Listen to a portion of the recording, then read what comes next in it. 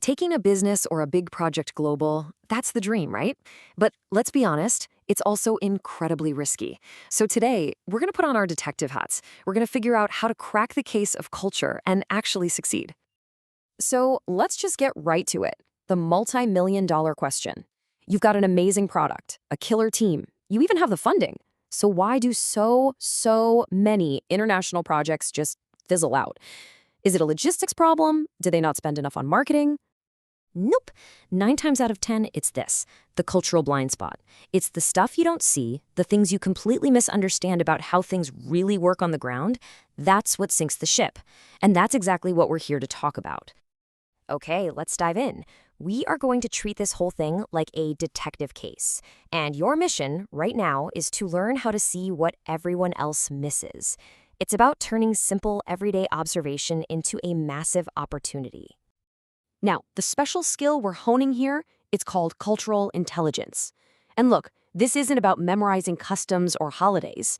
It's way more practical. It's the ability to take what you see, just raw observation, and turn it into a brilliant strategy, into real clarity, and into actual economic value. So, like any good investigation, the first thing you do is survey the scene. This is level 1. We're not trying to be mind readers just yet. We're just getting the lay of the land. What are the obvious clues sitting right there on the surface?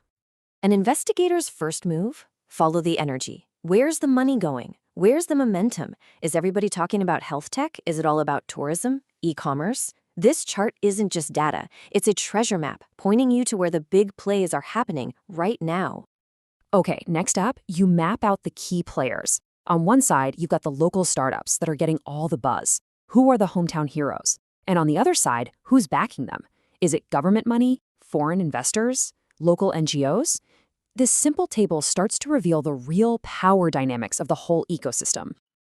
All right, so we've got a feel for the landscape, but that's just the surface stuff. Now we go deeper. Welcome to level 2, profiling the people. This is where we shift from just looking at market data to understanding human motivation. We're moving from what people buy to the much bigger question of why they buy.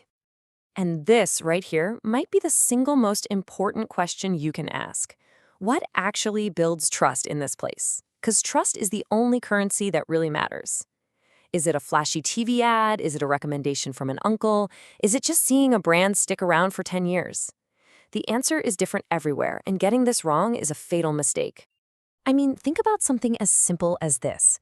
Do people here value the speed of clicking buy now online, or do they need that handshake, that in-person relationship? Now, either answer is interesting, but the real secret, the absolute gold, is in that last word on the slide. Why? Is it about technology access, or is it because here, business is always personal? The why is where you find your strategy. And sometimes, a single piece of local wisdom you overhear is worth more than a year of market research. A quote like this tells you everything. It says, business isn't transactional, it's relational. Big decisions are made in informal settings. You will never, ever find that clue in a spreadsheet. So here's what it all boils down to. Your investigation really has 2 jobs. First, find the magnets, the core values that pull people in, things like family, community, or maybe social status. And second, you have to identify the invisible walls, the barriers that push people away. Maybe it's a deep mistrust of foreign brands, or your product just doesn't fit into their daily routine. Okay, you ready? This is the final and honestly the most advanced level of the investigation. Welcome to level 3, uncovering hidden networks. This is where we look past the official org charts and legal papers to find the unwritten rules, the way things really get done. An outsider thinks a business partnership starts with sending over a contract. That is the classic rookie mistake. The reality on the ground is almost always a 3-step dance. It starts with a coffee, maybe a meal, totally informal, then it moves into genuine relationship building, and only after all that do you even talk about a formal agreement. If you try to skip to step 3, the deal is dead before it starts. Here's another way to think about it. Every market is like an iceberg. You've got the formal market on top, the official stores, the supply chains you can easily see. But underneath the water, there's a huge informal market, the trusted street vendors, the handshake deals, the side channels. And in a lot of places, that informal network is bigger, faster, and way more influential. You have to understand both. So why are we doing all this network mapping? What's the end game? It's to find these people, the trusted connectors. They might not have a fancy title, but they are the human bridges connecting different worlds. They hold all the social capital. They are the true gatekeepers, and finding them, well, that's like being handed the keys to the city.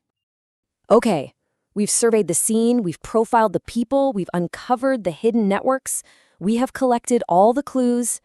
Now, it's time to put it all together. This is where we crack the case and turn our investigation into something of real, tangible value. And the process for doing that is actually a really simple but powerful pipeline.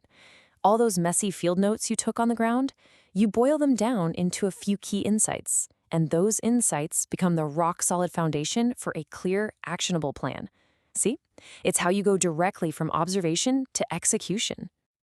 So what do you actually deliver at the end of all this? Look, it's not some boring 100-page report that gathers dust. It's a strategic playbook. You hand over a partnership map that shows the real lines of trust and influence. You create trust-building strategies that actually resonate with the culture. This isn't just guesswork. It is a clear, evidence-based plan that proves you've unlocked real value. And that is how this all connects. This entire investigative process, it's a system. It's how you stop being an outsider fumbling around in the dark. It's how you turn that dangerous cultural blind spot, the very thing that sinks most companies, into your most powerful competitive advantage. And the result is real, undeniable economic opportunity. Because you're not guessing anymore. You're operating with insider knowledge. So, as we close the case file for today, I'm going to leave you with one final question. I want you to start looking at your own environment, your company, your industry, even your own neighborhood through this investigator's lens. What are the unwritten rules that are really shaping your world?